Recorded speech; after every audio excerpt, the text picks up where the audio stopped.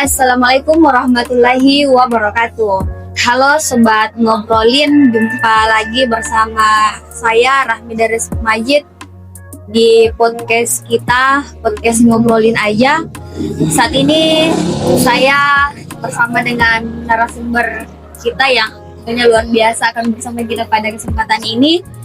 Beliau adalah seorang Gen Z yang juga aktif di media sosial, aktif berdakwah bukan hanya pada mimbar-mimbar di masjid, namun juga aktif dalam media sosial yang tentunya mungkin hadir atau muncul di perkembangan digital yang mungkin dari layar handphone teman-teman yang mungkin saat ini lagi menyaksikan podcast kita. Langsung saja kita sapa narasumber kita. Bagaimana kabar hari ini Ustadz? Kita sapa Ustadz ya, karena beliau adalah Ustadz Gen Z di Kota Palopo. Dan mungkin teman-teman semua pasti sudah kenal dengan beliau. Bagaimana kabar hari ini? Alhamdulillah baik. Ya, mungkin semangat. Ya, semangat ya. Harus sebagai gambaran Gen Z Kota Palopo. Iya dong. Ya, jadi mungkin sebelum kita banyak berdiskusi terkait tema kita pada saat ini, tentunya akan membicarakan soal Gen Z yang tentu produktif dan juga punya arah yang lebih bermakna, kira-kira seperti itu. Mungkin bisa sebelumnya diberikan gambaran kepada sobat-sobat podcast tentang latar belakang atau gambaran individu dari Ustadz Firman. Baik, bismillah, assalamualaikum warahmatullahi wabarakatuh. Perkenalkan, pertama-tama Al-Fakir, namanya Firman Syarif Yani. Memang orang asli Palopo saja. Akamsi kalau bahasa gaulnya anak-anak. Bahasa Gen Z ya. Akamsi, anak sini. Jadi saya sebenarnya pernah juga menempuh pendidikan di pesantren, tepatnya di Asadia Sengkang, tapi cuman tidak lama, hanya 1 semester ya, hanya 1 semester. Kemudian lanjut ke MTS negeri di sini di Merdeka. Saya alumni MTS ya, tapi sebenarnya saya masih kemudian juga bangga karena pernah kemudian nyantri di pondok pesantren Asadia Sengkang ya, tetap bisa dikatakan santri walaupun cuma 1 semester ya. Tapi kemudian bukan seberapa lama kita kemudian nyantri, tapi seberapa besar nilai-nilai kepesantrenan itu kita bawa di luar. Jujur, waktu di pesantren itu saya orangnya minder. Nggak pede dulu saya waktu di pesantren. Nggak pede. Karena kenapa? Karena kita kemudian dipertemukan sama teman-teman yang luar biasa semua. Jadi istilahnya hebat-hebat media semua. Kita ini dari Palopo datang ke Sengkang, nggak tahu apa-apa. Jadi makanya saya dulu orangnya istilahnya nggak pede, orangnya minderan dan lain sebagainya. Itu saya dulu orangnya seperti itu. Tapi kemudian Allah takdirkan saya, ternyata saya berkembangnya di luar lingkup pesantren. Jadi makanya saya bersyukur sekali karena kenapa? Karena Allah kemudian punya jalan sendiri, punya kemudian takdir sendiri untuk memberikan kita pengalaman ya. Walaupun saya bukan santri sekarang, tapi dia tetap membaca literasi terkait dengan dunia pesantrenan itu penting, karena sebagai seorang pendakwah juga itu tentu yang namanya literasi pendidikan itu penting, karena terkait dengan apa yang kita sampaikan itu perlu landasan yang betul-betul kuat, landasan yang benar, sehingga perlu literasi yang baik. Jadi seperti itu. Jadi mungkin sebelumnya memilih untuk jalan untuk ternyata saya mungkin jalannya ke sini, saya aktif berdakwah. Kira-kira ada tidak untuk pada saat permulaan itu ada role model, mungkin ada tokoh yang mungkin saya tertarik untuk berdakwah karena ini.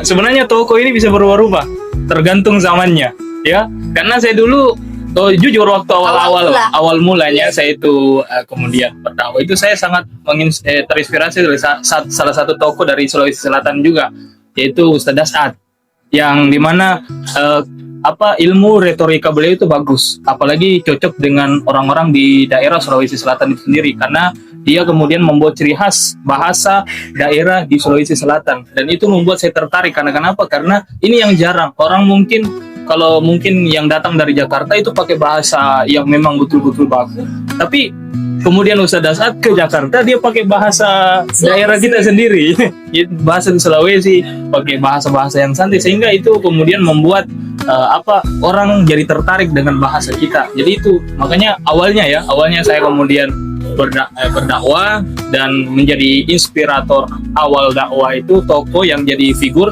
yaitu Ustadz As'ad. Dan alhamdulillah pernah juga satu meet sama beliau, satu ruang forum meet di Zoom waktu hari itu ada. Dan kemudian saya kira pernah notice. Jadi mungkin itu yang menjadi salah satu alasannya untuk menambah semangat berdakwah.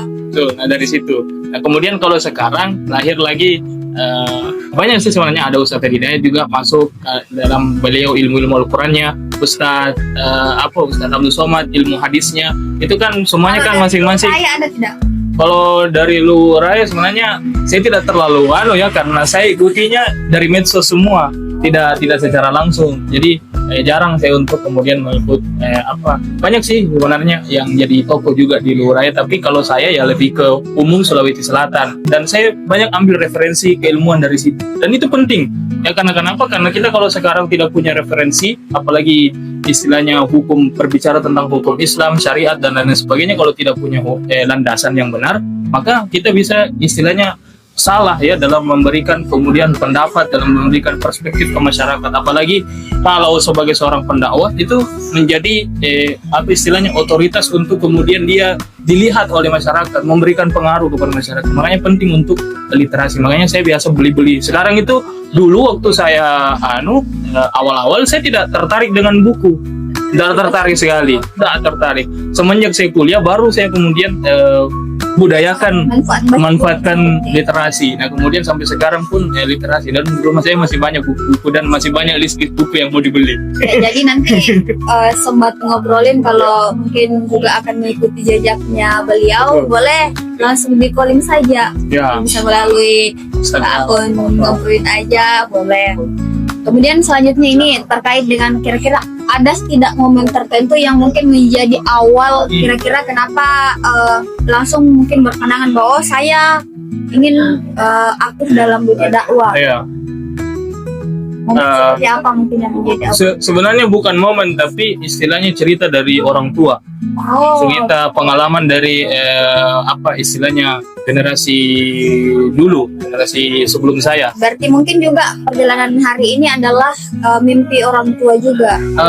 Bukan sih sebenarnya harapannya orang tuaku. Tidak ada harapannya orang tuaku mau jadi ini, mau jadi ini. Tidak pernah dia mau tunjukkan anaknya mau jadi ini, mau jadi itu. Tidak pernah dia paksakan. Alhamdulillah saya punya orang tua open minded istilahnya. Karena kenapa? Karena dia tidak pernah memaksakan. Walaupun dia hanya kasih saran bagus di sini, tapi ya tetap apa yang kemudian menjadi keahlian saya, disitulah yang didukung.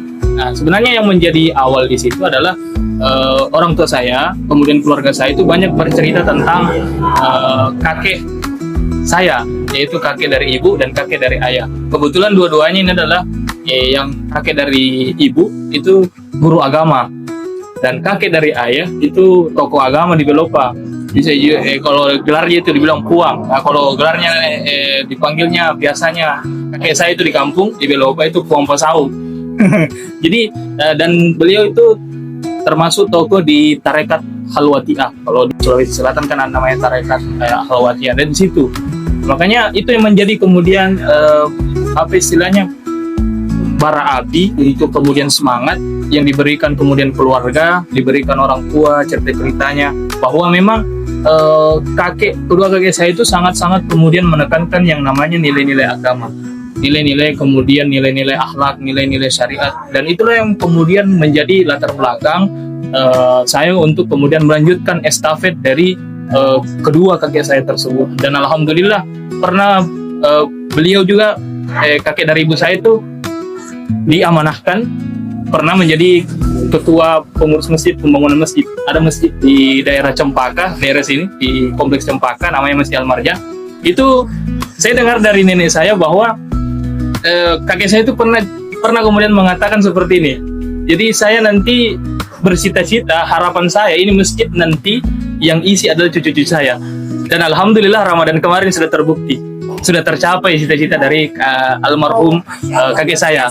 Ya, saya yang menjadi cucunya, saya yang jadi penceramah, kemudian ada adik sepupu saya jadi imam. Oh, berarti yang mengisi masjid semuanya adalah cucunya. Luar biasa bangganya ya. Itulah saya bilang, saya juga kemudian kemarin waktu pertama kali ceramah di masjid itu, saya kemudian niatkan sebelum saya naik itu, saya niatkan bahwa seluruh apa yang saya sampaikan, seluruh nilai-nilai pahala yang saya sampaikan itu sampaikan kepada kedua kakek saya itu yang sudah wafat dan seluruh orang-orang yang memang keluarga mendahului saya. Saya selalu niatkan itu ketika ingin ceramah, ingin berdakwah. Jadi ceritanya itu berawal memang dari internal ya, internal keluarga. Kemudian selanjutnya terkait dengan kira-kira apa yang mendasari Ustadz Firmansyah ini itu menemukan gaya dakwah yang dipilih bahwa ini gaya khas dakwah saya seperti ini dan mungkin cocok untuk anak-anak muda, terutama untuk gengsi. Jadi sebenarnya kalau gaya dakwah sebenarnya saya juga ikut-ikut dulu awalnya. Misalnya awal figur yang saya jadikan sebagai tokoh retorika dakwah itu adalah Ustadz As'ad, dan saya biasa ikuti juga gaya-gaya dakwahnya, tapi saya tidak ambil kata bileng-bilengnya, kasihan itu.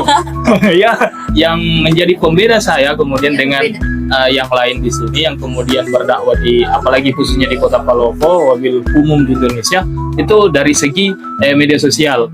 Karena saya dulu awalnya waktu belum ada teman-teman yang kemudian aktif juga di media sosial, banyak sekarang juga dai-dai yang kemudian aktif. Dulu awal kemudian tahun 2020 itu saya ingat sekali, itu awalnya tidak ada kemudian yang dai-dai yang terjun ke media sosial, jarang sekali yang fokus ke media sosial itu.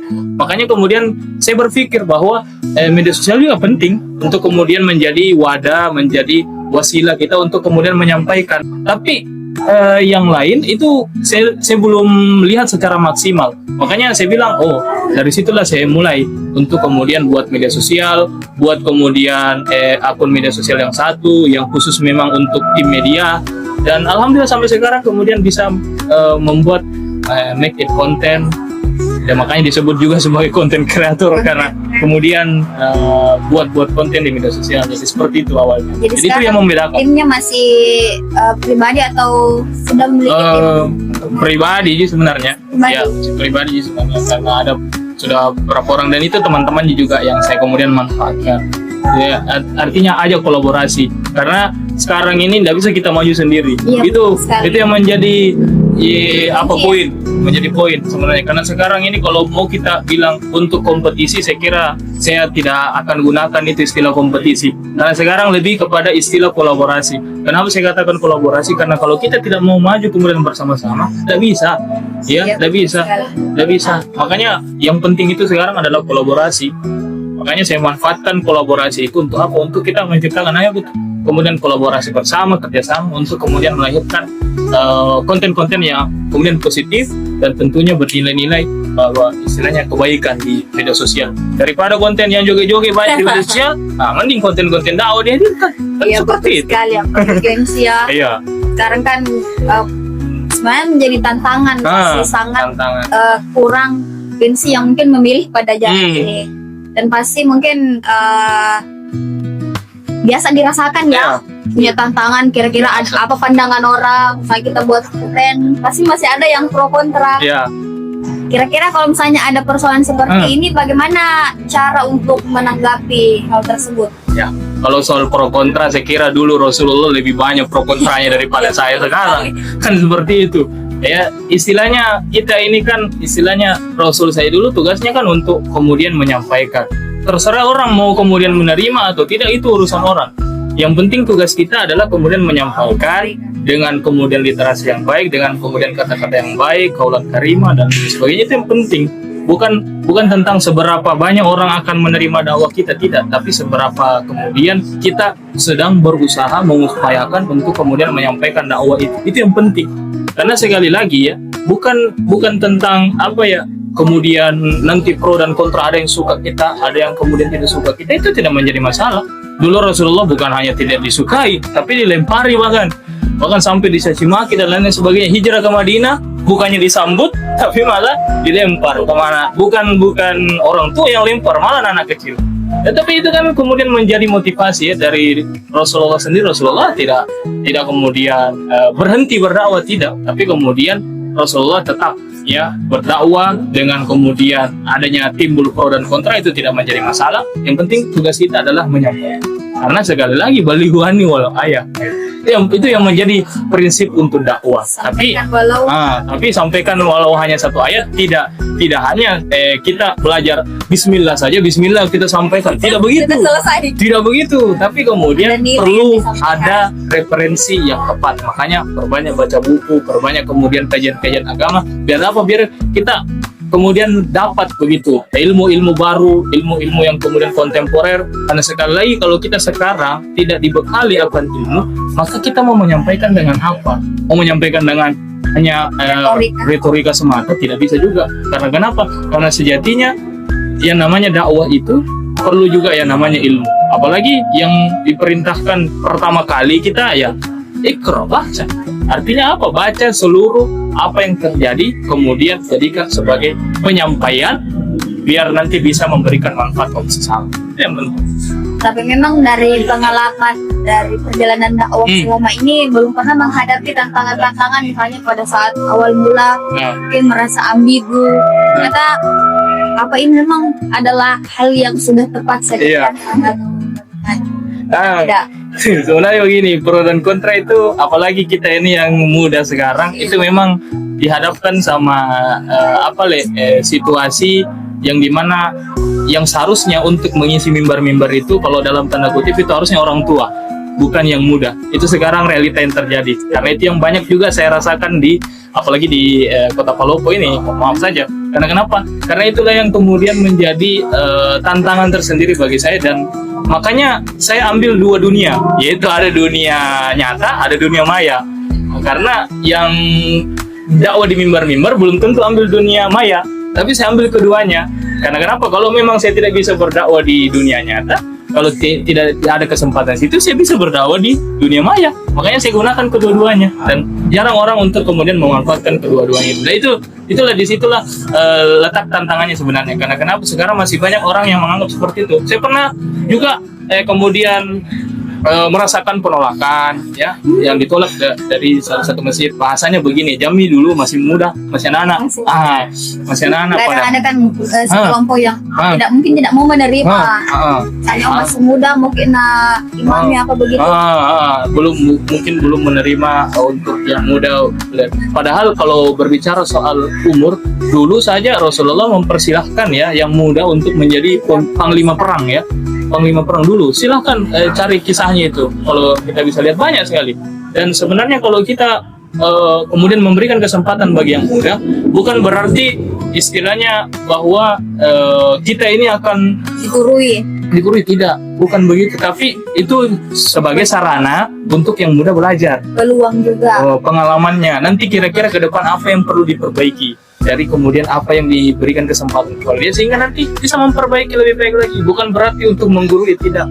Ya, jadi kejadian itu justru bukan menjadi halangan, tapi dijadikan sebagai tantangan untuk lebih semangat, lebih bangkit lagi ya untuk berdakwah baik di dunia nyata maupun di dunia maya seperti di konten-konten digital lainnya. Mungkin bisa digambarkan atau dibagikan kepada teman-teman sobat ngobrolin, mungkin bisa dijadikan sebagai pengalaman nantinya terkait dengan kira-kira tantangan seperti apa yang paling berat yang mungkin dirasakan selama ini dalam proses dakwah di media sosial, dan mungkin bisa digambarkan kira-kira bagaimana cara untuk mengcounter hal tersebut. Kalau sebenarnya tantangan itu satu gitu sebenarnya, orang istilahnya mau nonton konten dan kemudian mau lihat konten itu dibutuhkan ya. Itu sekarang yang istilahnya dibutuhkan. Karena kenapa? Karena ya jarang sekali kemudian orang yang mau kemudian lihat panjang ya konten-konten ya kebaikan. Ya lebih banyak sih yang humor-humor saja. Video pendek juga. Saya juga kadang itu sering nonton meme di Instagram kalau nggak ada kerjaan ya. Kalau Pak Menteri Purbaya kan nonton drama Cina. Ya, tapi kalau saya nonton yang lucu-lucu meme di media sosial, itu juga kayak untuk membuat istilahnya selera humorku. merefleksi pikiran, jangan terlalu serius. Ya, kemudian juga menjadi bahan untuk ceramah. Ya biar tidak itu bosan penting. kan, Itu salah satu penting. strategi juga. Salah satu strategi adalah kan ilmu retorika, dan ilmu retorika mengajarkan kita untuk kemudian ambil selera humor. Karena sekarang apalagi melihat pasar, ya apalagi kita lihat sekarang realita masyarakat, ya yang penting itu kemudian lucu-lucunya, ya. Tapi kemudian tidak dipungkiri pesan itu penting. Pesannya apa, inti pesannya apa, itu penting. Tapi kemudian diselingi dengan humor itu lebih sampai lagi pesannya. Dan itu sebenarnya istilahnya menjadi kelebihan untuk zaman sekarang. Karena kenapa? Karena penting sekali untuk kemudian memiliki selera humor. Untuk tantangan yang istilahnya palingan itu, ya paling dinotis itu adalah kurang dinotis kita sama orang, ya. Itu sebenarnya yang Sebenarnya kode keras. itu menjadi tantangan sebenarnya, ya. Teman-teman sempat nonton podcast kita ini boleh. Tapi yang menjadi sekarang sebenarnya kalau berbicara konten, saya buat konten itu banyak yang notice satu persoalan. Apalagi Gen Z itu paling kental sekali persoalan itu. Apa itu? Persoalan pacaran itu baru banyak notice. Saya sampai berapa ribu, saya pernah upload di TikTok konten terkait dengan pacaran, itu viewersnya itu luar biasa, sampai 100.000 viewersnya, dan likesnya itu ada sekitar puluhan ribu likesnya. Sampai sekarang ada saya lihat di TikTok masih bertahan. Dan itu kemudian saya putar-putar lagi, ternyata kalau problematika tentang anak agensi terkait dengan pacaran ini liriknya daripada terkait dengan yang lain. Iya, ternyata apalagi memang kalau dilihat ya TikTok sekarang kan trennya banyak anak-anak muda. Jadi makanya kita kemudian, dan saya sebenarnya tidak sengaja buat konten itu. Tidak ada sebenarnya rencanaan di awal. Tidak ada perencanaan niat mau menyampaikan soal pacaran. Tapi karena kemudian kalau menurut saya relate dengan istilahnya pengalaman saya dengan juga era-era Gen Z sekarang, anak-anak Gen Z relate sekali, makanya saya buat itu. Dan alhamdulillah notisnya banyak. Makanya mungkin kalau bisa pacaran terus nih ke Bang Sebah biar banyak notis. Pun itu udah bagus, jatuh cinta. Nah itu. Patah hati dan sebagainya pasti akan dilirik. Makanya yang menjadi fokusnya sekarang anak-anak muda Gen Z itu terkait masalah perasaan. Kalau saya lihat ya pasarnya sekarang terkait dengan masalah perasaan. Dia tidak tertarik sebenarnya dengan istilahnya berbau yang serius, ilmu pengetahuan dan lain sebagainya, tidak. Tapi dia terkait dengan masalah pacaran. Soal jodoh, itu paling banyak orang mau itu. Boleh ya, selanjutnya kita bahas soal jodoh aja. Boleh sekali. boleh. Allah. Lalu bagaimana cara menemukan jodoh? Nanti akan dibahas. Nanti pertemuan berikutnya. Ya boleh sekali. Oke, jadi sebagai dai muda juga ya, karena kita masih dikatakan bahwa kita sebagai representasi dari dai muda. Kira-kira bagaimana cara yang dilakukan untuk menjaga ketulusan niat di tengah tuntutan publik hari ini? Iya, terkait dengan ketulusan niat kita itu dilihat daripada bagaimana usaha kita untuk kemudian banyak belajar. Itu sebenarnya dilihat di situ, sebagaimana usaha kita untuk belajar memperdalam ilmu agama. Karena sekali lagi begini, dalam kemudian menyampaikan sesuatu apalagi berbau keilmuan keagamaan, itu sangat-sangat kemudian dituntut kita untuk kemudian memperbanyak yang namanya literasi. Apalagi sekarang di era yang kemudian disrupsi media yang besar, media sosial yang kemudian banyak sekali arus informasi, maka tentunya kita yang penting itu adalah bagaimana juga memperkaya literasi. Karena sekali lagi, kenapa sih selalu saya tekankan literasi? Karena ini sekarang yang kurang. Karena banyak juga orang yang kemudian saya lihat sebagai seorang dai, sebagai seorang penceramah, mubalik, tapi kemudian hanya berpatokan sama satu pendapat saja. Padahal banyak sekali pendapat-pendapat ulama-ulama yang lain, pendapat daripada ustaz-ustaz yang lain yang bisa relate sesuai dengan apa yang terjadi saat ini. Jadi makanya untuk kemudian memperkaya yang namanya wawasan terkait dengan perspektif-perspektif itu, maka upayakan untuk kemudian memperkaya juga literasi. Mengambil beberapa pandangan kemudian bisa disatukan, jangan sampai kita mendengar mungkin dari satu anu saja. Individu saja kita langsung Langsung menyimpulkan. Bahkan dengan pedanya mungkin kita sampaikan ke halayak umum. Itu loh masalahnya sekarang. Nah, makanya saya kemudian berusaha ya untuk kemudian memperkaya yang namanya pandangan dari ulama, sehingga sekarang kalau saya menyampaikan itu ya kemudian ini menurut ini ulama ini, menurut ulama ini, menurut guru ini. Jadi itu lebih enak. Karena kenapa? Sekali lagi pendakwah penceramah itu bukan tugasnya untuk berfatwa, tapi tugasnya berfatwa adalah seorang ulama, yang dimana kita sebagai seorang adalah penceramah adalah kemudian menjadi wasilah daripada fatwa ulama itu kita jelaskan kepada masyarakat. Itu yang penting. Nah itu yang sekarang banyak orang lupa. Karena kenapa? Saya lihat juga penceramah sekarang jadi dia jadi fatwa. Pokoknya pokoknya ya menurut saya padahal kalau bisa dibilang ya menurut ulama kita ini, menurut mazhab ini itu penting. Yang itu yang sebenarnya harus kemudian digalakkan sekarang, bagaimana literasi terkait dengan perspektif keagamaan. Itu juga sebenarnya menjadi landasan yang kuat ya, bahwa apa yang kita sampaikan ini bukan cuma dari hasil pemikiran kita, tapi ada dasarnya dari fatwa seperti itu. Kemudian mungkin menuju penutup ya. Kita sudah agak lumayan banyak ini. Jauh sekali kita. Nanti kalau kita semuanya bincangkan di sini, udah ada lagi episode selanjutnya. Betul. Mungkin bisa diceritakan satu pengalaman dakwah yang paling membekas dan tentu memberikan dampak atas perjalanan dakwah sampai saat ini. Iya.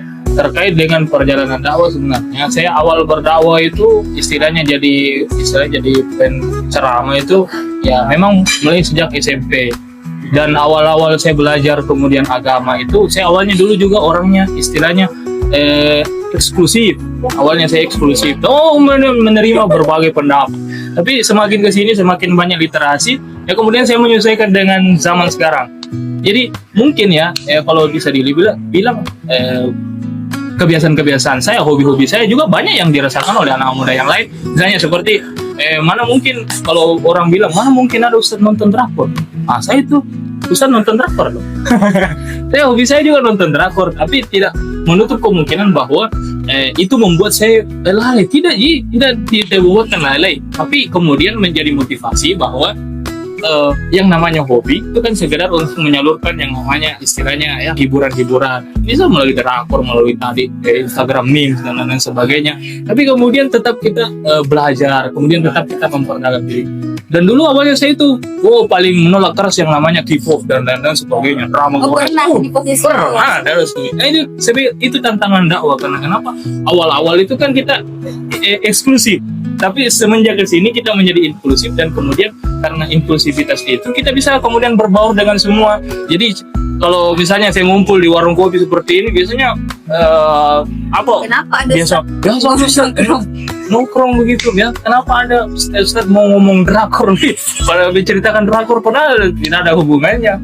Hal itu kan sebenarnya untuk kemudian bisa menjadi ilmu untuk kemudian berbaur dengan sesama. Ya bukan berarti hanya saya sebagai ustadz kemudian yang saya bicarakan hanya soal-soal agama, saya tidak. Tapi ya kita bisa kemudian berbicara tentang hal-hal lain yang dimana bisa juga diadu skillnya terkait dengan itu. Dan itu perlu juga ya untuk memahami literasi perkembangan zaman.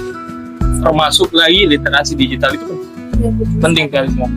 Dan juga yang mungkin perlu kita notice ya, ngobrolin terkait dengan mungkin inspirasi itu kita tidak bisa dalam tanda kutip kita harus membatasi bahwa mungkin kita akan mendapatkan inspirasi hanya dari ceramah-ceramah, bahkan mungkin dari tadi bisa mendapatkan dari film drakor, bisa mendapat inspirasi ya bahkan. Jadi kita jangan terkungkung bahwa nanti kita mendapat inspirasi hanya dari bacaan buku, hanya dari tontonan ceramah dan sebagainya. Banyak. Nah, ini juga yang terpenting untuk kita bahas. Kira-kira apa pesan yang akan disampaikan kepada Gen Z? Pesan penting ya, apa yang perlu dinotis?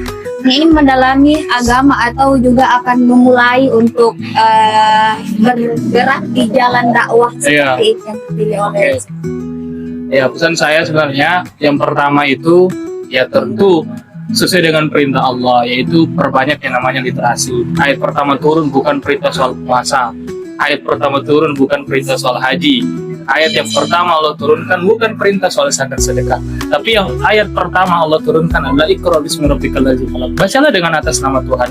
Jadi artinya apa? Allah Subhanahu wa taala memberikan perintah kepada kita, yaitu untuk kemudian memperbanyak literasi, memperbanyak kemudian belajar, memperbanyak kemudian cara untuk menuntut ilmu. Karena itu penting sebagai seorang yang kemudian mau menjadi dai ataupun yang sudah jadi dai, itu penting literasinya. Supaya apa? Supaya dia bisa memperkaya hasanah keilmuannya. Karena sekali lagi, kalau orang kemudian bicara tanpa dasar itu bahaya sekali. Itu sangat-sangat berbahaya. Makanya perlu diimbangi dengan yang namanya keilmuan.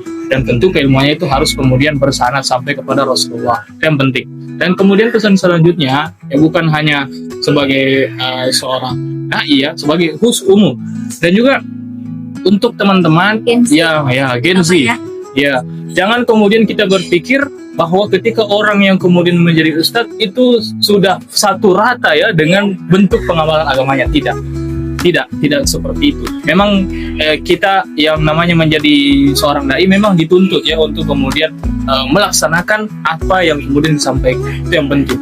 Karena kenapa ya? Nanti kita kena ayat yang 20 nama alat. Bahaya itu. Karena dituntut kita. Iya. Kenapa kau sampaikan? Kenapa kau lakukan? Padahal kau yang sampaikan. Nah, itu yang menjadi masalah. Nah, makanya untuk kemudian menjadi seorang dai sebenarnya itu sebuah kemuliaan. Karena kenapa? Karena dia kemudian dia harus dituntut untuk menjalankan apa yang disampaikan. Serasi antara perkataan dengan pengamalannya. Itu yang harus penting. Nah, kemudian untuk semuanya, ya sekarang ini saya lihat ya banyak sekali yang risau ya soal masa depan. Kita nggak usah risau soal masa depan. Khawatir dengan masa depan. Oh, terkait dengan karir, terkait dengan jodoh dan lain-lain sebagainya. Saya kira jangan khawatir. Jangan khawatir. Oh, jangan khawatir. Apalagi yang banyak sekarang khawatir soal jodoh. Nggak usah. Sekarang fokus untuk perbaiki diri. Udah itu aja dah. Perbaiki diri, perbaiki akhlak, itu yang penting. Saya teringat lagi dengan pesan guru ya. Ada salah satu guru dari Al-Azhar itu kemudian berpesan bahwa jadi kalau kamu ingin menikah, iza aradta an tatazawwaj fa 'alaika an tata'aqqad min akhlaqiha. Jadi kalau kita mau kemudian mencari yang namanya pasangan, yang penting harus kita cari tahu adalah terkait dengan bagaimana akhlaknya. Ya, bagaimana kemudian perilaku. Itu yang penting. Karena kita nanti hidup ya pasti ya dalam segi apapun kita hidup dengan baik itu bukan karena segi apapun tidak, tapi dari segi akhlak. Kalau akhlaknya orang baik, kalau saya semua baik juga semua. Aset. Ya. Nah, aset yang berharga itu adalah yang dan itu pesan saya. Ya, jaga akhlak. Ya, ya, jadi sobat ngobrolin dimanapun Anda berada, sebenarnya sudah panjang ya tadi kita berbincang-bincang, sudah banyak manfaat yang kemudian kita peroleh. Bahkan kita punya apa ya, serasa pada saat ini Ustaz Firmansyah ini lagi di mimbar untuk berdakwah, tapi kemudian digambarkan melalui podcast ini yang nantinya teman-teman akan intip di beberapa media sosial kami, di Ngobrolin Aja, di Instagram, TikTok, YouTube dan lain sebagainya. Dan mungkin sebelum kita tutup juga mungkin bisa diberikan kepada sobat Ngobrolin Aja akun-akun yang digunakan selama ini, biar nanti bisa didukung ya. Sebagai Gen Z itu harus saling mendukung seperti itu. Iya dong. Jadi boleh kalau mau cari tahu tentang Instagram saya, media sosial saya memang sekarang lebih aktif di Instagram. Saya lebih aktif di situ. Nama saya kok Firmansyah Arifgani, udah cari aja. Jangan lupa follow, like, and share. Asik, ini sudah terikat iklan juga sepertinya. Dan tentunya dari ngobrol kita pada saat ini itu akan menjadi gambaran bagi kita bahwa ternyata kita sebagai Gen Z kita punya banyak jalan. Bahkan memilih menjadi seorang pendakwah, menjadi dai muda yang aktif di dunia digital tentunya, walaupun akan dipenuhi dengan berbagai tantangan. Oke, terima kasih Sobat Ngobrolin dimanapun Anda berada. Terima kasih telah menyaksikan podcast kami dari awal hingga akhir. Jangan lupa untuk tetap nongkrongin media kita baik di IG, di TikTok, dan tentunya di YouTube. Mari kita saling berbagi untuk saling menyebarkan informasi-informasi bermanfaat dan tentunya akan menjadi nilai yang berdampak untuk semuanya. Oke, terima kasih kami sampaikan atas waktunya pada malam hari ini. Sampai jumpa kita di ngobrolin selanjutnya. Oke, terima kasih. Sampai jumpa di podcast kita selanjutnya. Wassalamualaikum warahmatullahi wabarakatuh. Waalaikumsalam.